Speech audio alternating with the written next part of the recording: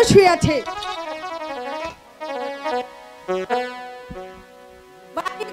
Hello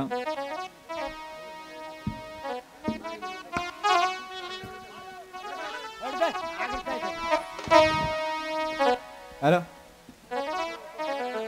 এই শুনছো? এই কে তুমি? বিনা অনুমতিতে তুমি আমার বাগানে প্রবেশ করেছো? কে তুমি? বলো। যা, এর তো কোনো সারা শব্দই নেই। তবে যাই বলো, এমন সুন্দর পুরুষ আমি কিন্তু আমার এই জীবনে আর দেখিনি। আচ্ছা দেখি চেষ্টা করে যদি জাগাতে পারি।